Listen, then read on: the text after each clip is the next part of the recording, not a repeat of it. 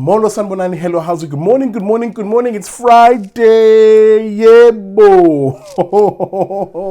Man, I love Fridays. You know what time it is. Every Friday here on Vuka Nazo, we'll have the special feature of either having a champ of the week or Momish of the week. More on that a bit later. My name is Usihle Ngobese, aka Big Daddy Liberty. If you're watching this Friday broadcast of the show, please do me a favor, hit that like button. That's right, whether you're watching on YouTube or on Facebook, hit the like button and please share the stream. And if you want to get in touch with us and maybe even support the show financially, anything between 50 to 100 Rand a month, 75 Rand is about the average that we do per person per month. Well, you can do that by going to our website. Find us at BigDaddyLiberty.com. There you'll find a payment method that suits you. Now, with that jibber jabber out the way, let's get into it. This, the Friday edition of Vuka Nazo.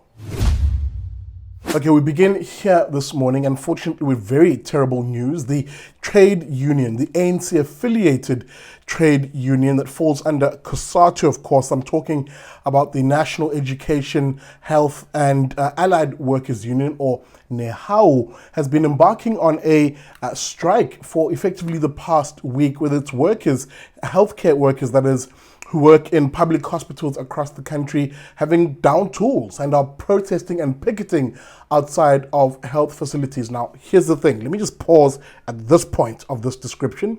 Everything I've said so far is fine. This is a right that every worker has in order to organize, in order to negotiate for higher wages. In this particular instance, Nehawu has decided to embark on the strike because its workers are looking for a 10% increase versus the government's offer of 3%. As I said, everything up to this point is fine. The problem is the behavior and the conduct of the workers who are on strike. Disgusting and appalling behavior indeed. I will say what everybody else is afraid to say. These workers have blood on their hands. Let me be precise and specific, because over the last week of them striking and picketing outside their workplaces, they have been blocking doctors and other healthcare workers who are not part of the protest and strike from entering the workplace. That's right. Doctors, those individuals who save lives, have been blocked, ironically, by other healthcare workers, this time those who are on strike, from entering hospitals and clinics. That's right, you've heard me right. They are blocking doctors from going to work, and there are tensions simmering outside facilities. Watch this.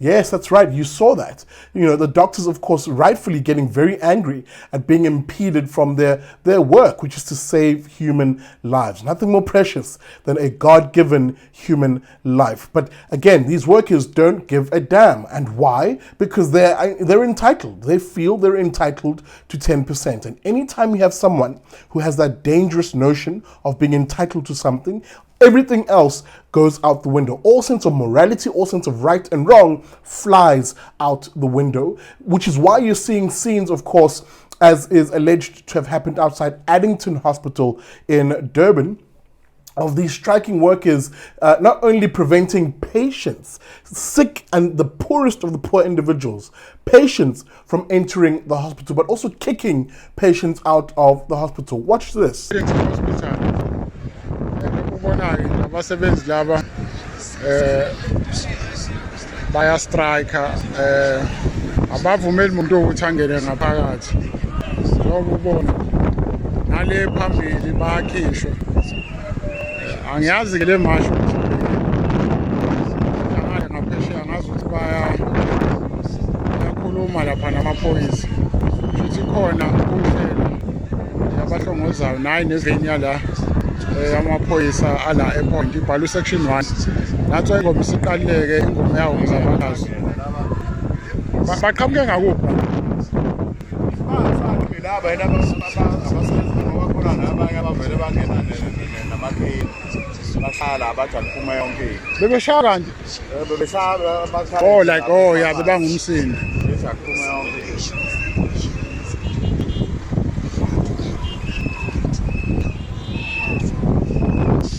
Yes, that's right. Of course, alleged the individual who recorded the video alleging that these workers were kicking out patients. Now, again, one can understand that times are tough. The economy is tough. These workers have every right, as I said, to organize themselves to try and negotiate for better. But this conduct is absolutely appalling. It is driving a massive wedge, a massive gap between them and the sympathies of the public. Because here's the thing.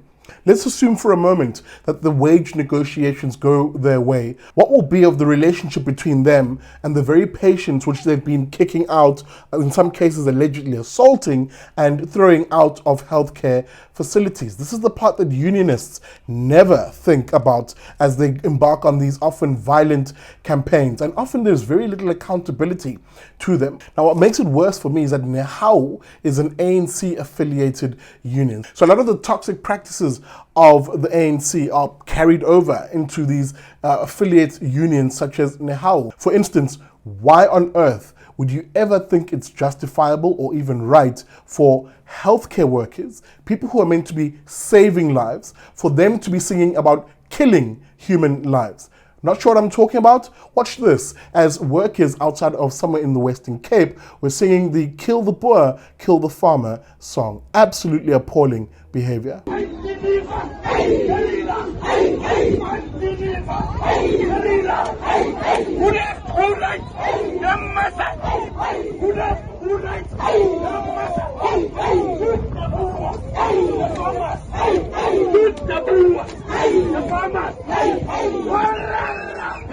Yeah, that's right. This strike is quickly spiraling out of control as the Nehawu union bosses effectively say nothing about the conduct of their striking workers, which is appalling, disgusting, racist, as you heard in that particular song, and just simply violent in its nature. And again, the violence isn't just the singing of the song. These workers, as I've already mentioned, these workers have intimidated their fellow staff, tried to prevent doctors from working. And here's what gets really sick.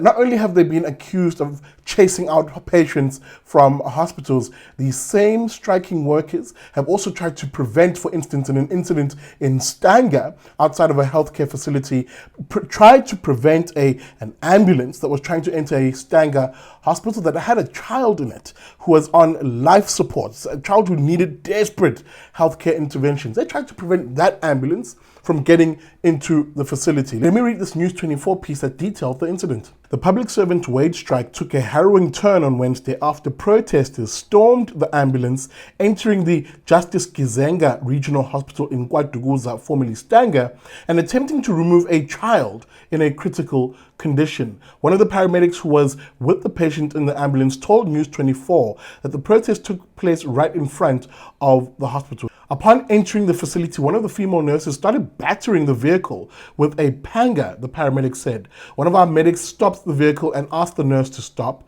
That's when he was assaulted. After that, they opened the doors of the vehicle and started interfering with the patient. But again, we asked them to stop. The child was eventually admitted and treated in the hospital. End of quote. I mean, what do I say to that? What do I say to that? At what stage do you switch off your "I'm a unionist" mode and actually go, hang on, I'm a human being first and foremost, and I'm a damn nurse second. I should be caring for the lives of patients. And here you have healthcare workers who are Nehawu affiliates doing this to often the poorest of the poor. Because you've got to remember, those who use public healthcare services in this country invariably are the poorest of the poor.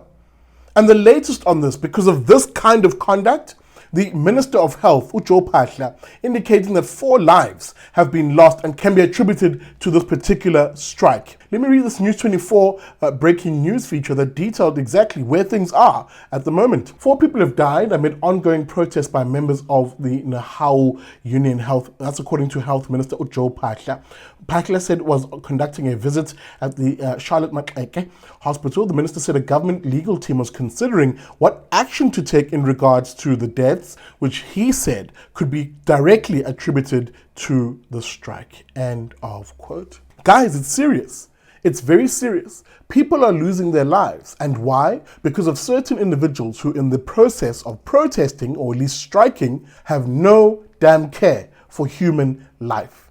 That is what we're beginning to see here. And I would really insist that the Health Minister, Joe Phaahla, look to holding the union legally accountable for the deaths of these individuals and any of the destruction and mayhem that we're seeing across the country. The behavior by these striking workers is simply appalling. How can it be vaguely said that these healthcare workers care about human lives? All right, it's an exciting time of every Friday broadcast where we have either a champ of the week, someone who deserves our praise or kudos, or a Momish of the week, someone who's done something absolutely dumb, a loser, if you will, of the week. What do we have this week? It looks like we have a Momish of the week. And the Momish of the week is Jacob Zuma, the former president of the Republic of South Africa. Yes, that's right. Jacob Zuma in the news headlines this week for what can only be described as the dumbest thing I've seen in a while. What did he do, you're wondering? Well, Jacob Zuma has submitted a land claim. Guess for where? Well, the entire South Africa, the entire sovereign territory of South Africa is what Jacob Zuma is claiming for in this land claim that he submitted, of course, to the Department of Agriculture, Land Reform and Rural Development. Oh, Ngosiam.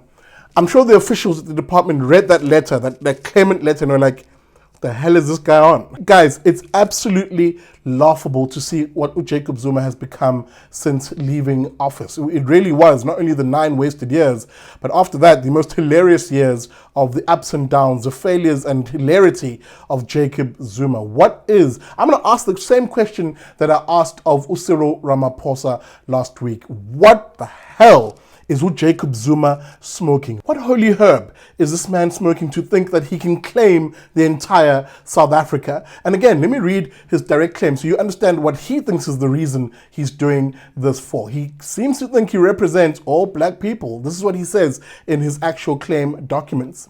Now he says, I, Jacob Zuma, in capacity as the patron of the J.G. Zuma Foundation, on behalf of the black indigenous peoples, hereby notify the Department of Land Claims for the sovereign territory of South Africa. End of quote.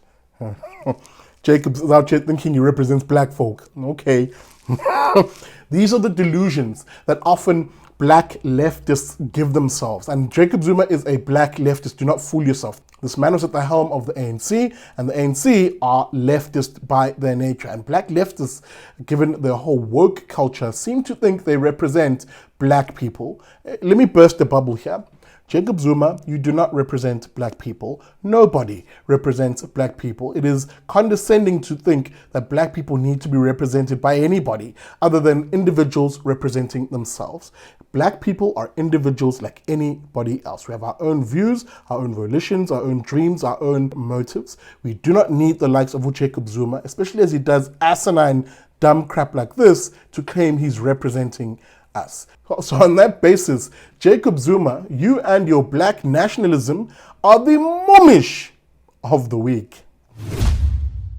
All right, that's it from this episode of Vuka Nazo, the Friday edition of the show. Hope you enjoyed it. Remember, you can, of course, if you really like it, do exactly that. Hit that like button and share the stream, whether you're watching on Facebook or on YouTube. If it is YouTube, subscribe, please, to the channel. Help me reach my goal of 50,000 subscribers by the end of the year. And remember, this Sunday, you can catch us as we wrap up the news week on my other show called Liberty and Friends, where I'll be joined by a Friends panel who will help us wrap up the news week with compelling analysis you will not get anywhere else. That's Liberty and Friends this Sunday at 8 p.m. If you don't join us then I'll see you next week Monday from 7 a.m. weekdays for another episode of Vuka Nazo.